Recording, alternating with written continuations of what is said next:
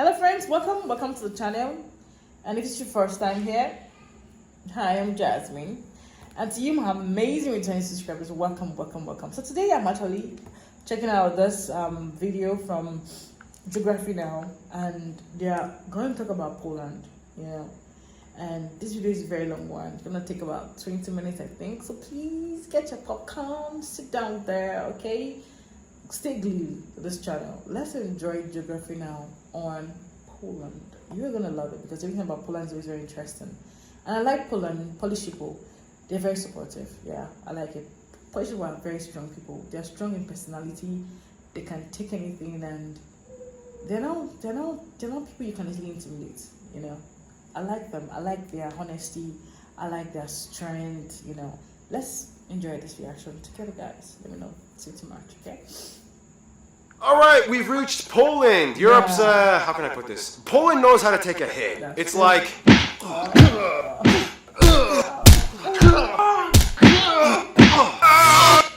Is that all you got? I'm not even breaking a sweat. It's time to learn geography. By the way, this is my buddy Art. He's half Polish. Art, do you know anything about Poland? I know nothing about Poland, but I know my last name means on Friday. Oh. So anyway, I have another Polish friend named Conrad who's actually also going to be in this episode. He's Polish and he speaks Polish. Hey, that guy. Well, Art, you can also play Poland in the skits and stuff in this episode. Is that cool? Yeah, I guess so. Alright, cool. Anyway, hey everybody, I'm your host Barbs. Welcome to the Wolverine of Europe. The Poles know how to deal with calamity, and if there was ever a mutant apocalypse, you would probably want one on your team. In any case, let's begin. Very true. Very true. Very true. How to piss off a Polish person 101. Oh man, I just visited Poland. I sure loved that Eastern European country. It's Central European! Yeah, they don't like being called Eastern Europe, even though, I mean, come on, they're kind of more on the eastern side of the continent, and it's... Okay, Central European, Central. The country is located in Central Europe and bordered by 7 other countries. Keep in mind this little guy right here is a detached exclave of Russia called Kaliningrad. Speaking of which, we already mentioned this in the Germany episode, but Poland shares an island called Usedom, or Uznam, with Germany in this lagoon. The borders follow some natural boundaries like rivers and mountains, however most of them were agreed upon after war times. The country is divided into 16 voivodeships, or provinces, the capital and largest city of the country, Warsaw, in the center. It also holds the busiest airport, Warsaw International. From there, the second largest city is Krakow, known as the medieval capital, down south, and it holds the second largest airport, John Paul II Krakow International. And rounding out for third place is the city of Łódź, which means boat, nearly in the center of the whole country. Nonetheless, the city of Gdansk holds the third largest airport, Gdansk International, and also the busiest shipping port located on the Baltic Sea, where much of the cargo comes into the country. Otherwise, their entire sea access is confined to the coastline. They do not own any distant islands in the Baltic. Due to the general flat landscape making much of the north and central parts, Poland is a bustling transport hub with numerous roadways that traverse every single corner into every neighboring nation. Since joining the EU, nearly 2 billion euros have been invested in Poland's rail lines, and high-speed lines are being constructed today. Poland doesn't have any autonomous areas, but if we had to discuss historical and cultural regions, many people may just refer to this general area as Masuria, sometimes even historical Prussia. This general area is Pomerania, that's right, same as the dog, which is where it comes from, and the coastal area is Kashubia, where the Kashubians are mostly found. There's Greater Poland, Lesser Poland, which at the very border has Ruthenia, or Red Ruthenia. Parts of the south are considered Silesia, which are inhabited by peoples that have their own distinct culture apart from the Polish. It's all kind of confusing, and we'll talk more about it later. One thing you have to understand is that historically, Poland had a lot of different types of administrative divisions, and much of it was shaped by war. Sometimes they had more land, other times they had less, and for 123 years they kind of disappeared altogether. Here's Prussia! Austria! Well, actually, they almost completely disappeared. I mean, Krakow was technically a free city-state for about 30 years. And keep in mind, we mentioned this in the Lithuania episode, but if you want to be incredibly technical, historically, the Polish-Lithuanian Commonwealth had some colonies. Way back yeehaw, when they thought one island in the Gambia, as well as Trinidad and Tobago, would be good overseas investments, making them the only sites that the Polish had colonized outside of Europe. Then what happened? In the end, it was too hard for them to manage, and they sold them off. The end. So anyway, here are some places of interest you guys, the Polish geography, suggested we mention in this episode. They have quite a few UNESCO heritage sites. A lot of them are like chapels. The Holy Mountain of Gabarka, the painted village of Zalipy, Chopin's Heart, this rock city, the Upside Down House, Kościuszko Mound, the Carrot House, the world's most narrow house. Tons of cool statues and monuments like these. The world's tallest Pope statue. Tons of World War II sites. It's kind of what they're known for. The most famous one probably being the Auschwitz concentration camp. Of course, there are way too many churches like these. This one was where all the former kings were coronated. And of course, there's Warsaw's St. John's Cathedral. There's a bunch of synagogues that actually survived World War II. And there's even a wooden mosque for the Tatar minority in Kruszyniany. There's so many museums and galleries. Here's a bunch of notable ones. And too many castles, but they're very proud of having the world's largest medieval castle in Malbork. Yeah, Poland does not fall short when it comes to sights to see, or things to do, or nature to explore. And that means we move on to the next segment.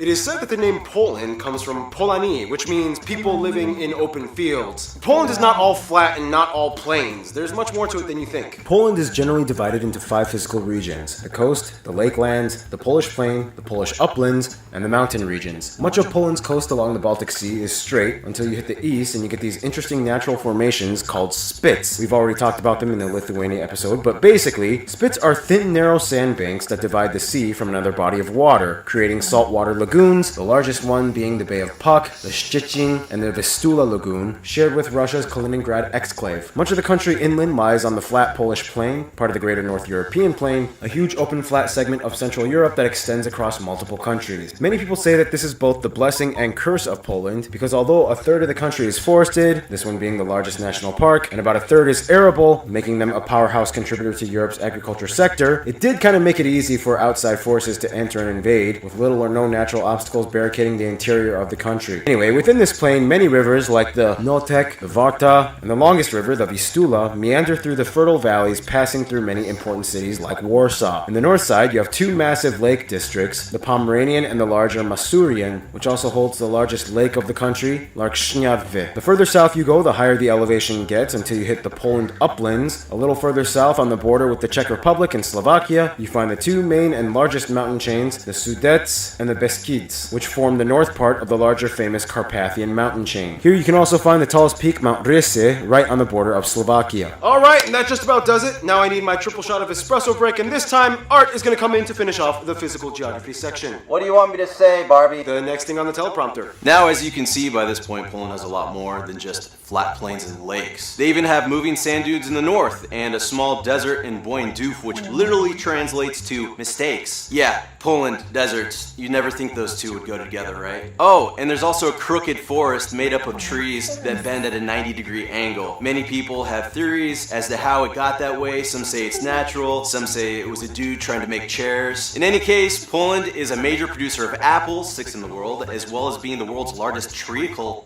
what the heck is treacle? And amber exporter. I don't even know what amber is either. What is that? Petrified tree sap? It actually is. It is. Whoa! Today, though, Poland's economy is now mainly driven by the service sector and industry, with main products like machinery and cars, buses, and video games being their largest export. Anyway, Poland also has quite a few endemic animal species like storks, Eurasian lynx, roe deer, and they have one of the largest populations of the rare European bison, which, have you guys ever had a bison burger? I mean, that's like really good. Alright, don't eat those. Those are endangered. And bears. In fact, a bear once served in the Polish army, and there's a statue dedicated to him. Look it up. Good old Wojtek. Anyway, time to finish up with food. Some of the top Polish dishes, you guys, the Polish geography peeps. That's what I call them, Art. Suggested we mention include things like bigos, cabbage rolls, golonka pork knuckle, roasted duck served with honey and apples. So many soups like these. But the national dish being sour rye soup. And of course, the most popular dishes many people have heard of: pierogi, kielbasa, kabanos, and Krakow-style sausage. And bagels! Yes, bagels originated from Poland, from the Polish Jews. Not New York. But they did move to New York. Oh, and of course, you cannot talk about Poland without mentioning vodka. Some say it was invented in Poland, some say the Polish just make really good vodka, but either way, vodka usually takes up a huge section in most Polish grocery stores. I've seen this guy in vodka. No, you haven't. That was not pig whiskey, and we don't talk about that here. Polish people know what they like. They're a distinct people. Speaking of which, we now move on to Thank you, Art. Thanks. Can I do like one of those special effect outros, like, you know, Wolverine theme? Can I have the claws or something like that? Sure, yeah, go for it. Here. Okay. Is it true if I kill you, I become you? Let's find out. It does work. Now, some of you guys have told me, in Poland, there's kind of like a word that sums up the Polish mindset. Załatwić. It means something along the lines of accomplishing tasks and taking care of business. Half of everybody in Europe has probably at one point at least encountered a Pole. They're everywhere, working. Polish doctors in Germany, Polish contract workers in London, Polish bus drivers in Iceland. Work is in their blood, and it's a huge part of who they are. The population is about 40 million. However, keep in mind, diaspora-wise, there are about 20 million Poles living abroad, and they are the second largest Slavic group after Russians. The country is incredibly homogenous, with about 96% of the population claiming to be Polish, which is part of the Slavic family group. This makeup is mostly due to the Nazi intervention of World War II and Soviet relocation policies of the 20th century that drastically changed the previously diverse population. The country has few minority groups. However, of the minorities, the largest groups would be the Silesian at about 1.3% and the Kashubians at just under 1%. The rest is mostly made up of other Europeans like Ukrainians, Belarusians, Czechs, and non-Europeans. They use the Polish zloty as their currency, they use the Type C, E, and F plug outlets, and they drive on the right side of the road. Now, of course, the main language of Poland is, of course, Polish. Lots of people say Polish is like really hard to learn. For one, they have 7 cases of speech and too many consonants that are smashed all together at once. Geography Pavel says the Polish language is basically just spoken Wi-Fi passwords. Here's Conrad with a Polish tongue twister. Chrząszcz brzmi trzcinie w Szczebrzeszynie i Szczebrzeszyn z tego słucha. Sometimes even the Polish people say they have to polish up on their Polish. Otherwise, Poland is kind of a sociological anomaly. Even though they are Slavic, it's kind of like the easternmost extent of Latin influence, which explains why the majority at around 86% identify as either Catholic or, in the very least, nominally Catholic, varying degrees of devotion. Catholicism plays a huge role in Polish culture. They even have a channel dedicated to the Pope on TV. Politically, Poland is usually a more conservative nation that holds to its roots, and even though they're part of the EU, they usually do not let anyone tell them how they should run things in their own country. It's their home, their rules. It's like, alright, so it's settled. What do you think of this proposal for the union, guys? I hate it. Now, Poland, you're a key player. We need you to like this. I still hate it. Come on, Poland, don't be stubborn. Oh, really, Germany? You want to come back to Poland again and tell us how to do things around here? Do you remember what happened last time? Are you really gonna play this card again? I always will.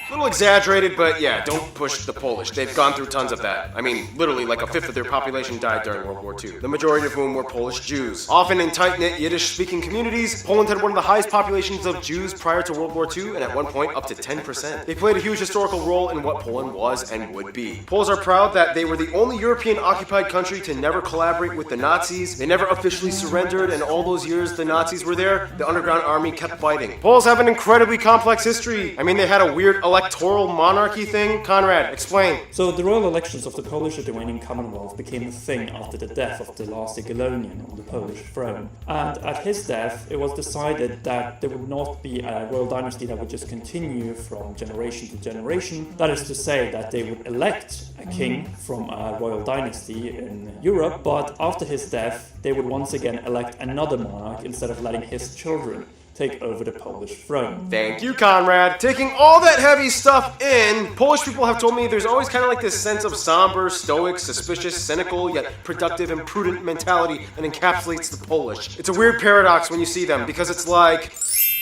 Ugh, being Polish is the worst. Seriously. I know, right? I hate Polish sausages. They're so gross. They are, and the government is just totally whack. Yeah, Poland is terrible. What did you say? You can't say that! You're not from here! Yeah! Well, that took a little longer than expected, so here's Hannah with culture stuff. Good to be back. Polish people have gone through a lot. They were pretty much fought for and invaded over 40 times for about 400 years. Nonetheless, the Polish people held through those centuries and retained their sense of identity. For one, in Poland, it is actually just as popular, if not maybe even more, to celebrate one's name day as well as your birthday. Poland has quite a high level of tertiary educated individuals, with about 80% of the young adult population having enrolled in university. Also, side note, the 35% of Polish people living abroad are referred to as Polonia. There's a contest where we figure out who is the strongest man in the world, and Poland has won the most of those contests. Then we have the Silesian and Kashubian minorities. Let's let Conrad explain this one because, you know, it's a little complex. The Silesians, who live for the most part today in Upper Silesia, are an ethnographic group with a distinctive dialect of Polish. Internationally, though, it's considered not as a nation or people, though some within the region consider themselves as a nation, which the Kashubians are, and they are considered as a West Slavic people separate from the Polish people. They are loyal towards Poland, but they have their own recognized minority status, they have their own traditions, they have their own cuisine, and they have their own language. There are even bilingual sites, which Paul will definitely put in now. Thank you, Conrad. They've also racked up quite a few Nobel Peace Prizes at 17. They are frontrunners of innovations and inventions like kerosene and the kerosene lamp, the oil well, the bulletproof vest, and the modern drug test. A lot of festivals can be found year-round throughout the country and in different regions. Popular ones include All Saints' Day, May Day, the La Cognac Festival in Krakow, and during Christmas you might see the creepy Turon everywhere. To expound a bit more on Polish music and arts, here, you know, ski, or whatever. Music in Poland goes way back to its ancient Slavic roots. Instruments typically used include things like the wood horn, the hurdy-gurdy, the horse hair drum, the pedal accordion, and the suka. What you call me? Even though he had spent most of his time in France, Chopin was born in Poland. His homeland was always one of the central themes to his often somber and melancholy masterpieces cherished worldwide. During the Polish National Revival, this dude collected varieties of folk music for broadcast, including the most famous ones, these which are still performed to this day. I know that there's this guitar player named Jakub Zychecki, and he is amazing. Thank you, Keith. And now the most complicated part, history. In the quickest way I can condense it, Slavic tribes and states in the Vistula Basin, Piast Dynasty, Greater Poland, Christianity and tribal unification, Pomerania is annexed, this dude becomes the first king, feudal disintegration, Mongols invade, Czechs invade, Teutonic Knights invade, Polish-Lithuanian Commonwealth, Swedes invade, Prussians invade, end of the Commonwealth, Constitution written, Napoleonic Wars, Kingdom of Poland and Free State of Krakow, Russian partitions and Russian Poland, World War I, Polish-Soviet War, independence from Russia, Germany invades, World War II begins, communism years, independence, weird West Germany stuff, some other interesting things like they got a Pope and a Nobel Peace Prize, first fully free elections, they joined NATO and the EU, and here we are today! Some people you guys, the Polish geography suggested we mention in this episode include all those dukes and kings. Pretty much any hero that fought with the winged hussars, Copernicus, although he was technically German, Marie Curie was actually Polish, Mikołaj Rai, Pope John Paul II, all these athletes, these directors, all these artists and musicians, the dude from the movie The Pianist was a real guy, these American revolutionaries, and speaking of Americans, John Krasinski, Kristen Bell, Steve Carell, and Roman Polanski are also part Polish, Apple co-founder Steve Wozniak, and finally, of course, Grzegorz Bręczyszewski. And there's a lot more I could have mentioned, but that would take way too long. There's a lot of famous Poles all over the world. They've left their global mark. And speaking of global marks, that brings us to... As a central player in Europe for a long, complicated history, it's no surprise Poland has picked up quite an entourage over many, many years of Polish existence. For one, as part of the Visegrad Group, the Czechs and Slovaks are generally considered the close West Slavic brothers. They've had very few wars and conflicts with them. They understand their languages, kind of. However, they both kind of think the other sounds funny when they talk. For Russians, it's more of like a people versus government thing. As people, Poles and Russians get along quite well on a human level. It's just the governments that often disagree and clash. Poland for a while was under the Iron Curtain and Warsaw Pact, which complicated things even more. But as crazy as things get, there is always kind of like this universal Slavic understanding, which is why Ukraine comes in as a pretty close friend. Ukrainians love to come to Poland for work. There is also a fast-growing Ukrainian community, and they kind of share a similar post-communist struggle alliance, although they still kind of don't like how Ukrainians honor the UPA, which is a whole other story. Poland is kind of like Germany's biggest regret that they have to constantly be reminded of literally every day as they are neighbors, but they are the largest economic partner for them as well. Germany does have many bilateral relations with Poland. It's the 21st century, people have grown up and moved on, and the future looks bright mostly between the two. Quick note, Lithuania is like the divorced wife that they remember having some of the best years of their history with. Today, when a Pole meets a Lithuanian, they just kind of nod and smile, understanding everything the other is thinking without a single word. Their best friend, however, every Pole has told me the same thing, Hungary. Historically, they've shared some of the same monarchs, heroes, they've always helped each other in times of need. There are many parks and monuments commemorating the friendship relationship between the two. There's even a saying in Polish, two brothers, both to the saber and the bottle. In conclusion, let's get this to Conrad. Conrad, what do you have to say? Poland is a country that has a lot to offer both geographically and has been through pretty much everything historically. It's been an empire, it's been completely erased from the map, and today Poland is a growing and thriving country. I'm sure that the role of Poland on the European scene will only grow. Thank you, Conrad, and thank you, Art, for being in this episode. Stay tuned. Portugal is coming up next, guys. Oh, this is so much details about Poland. So much, even things I don't even know about. Thank you so much, Grafina. This is a very long, detailed explanation about Poland. So if you want to know much about Poland, come and watch this video, this reaction to know more about Grafina. Wow. Thank you so much. Thank you so much. Thank you very much.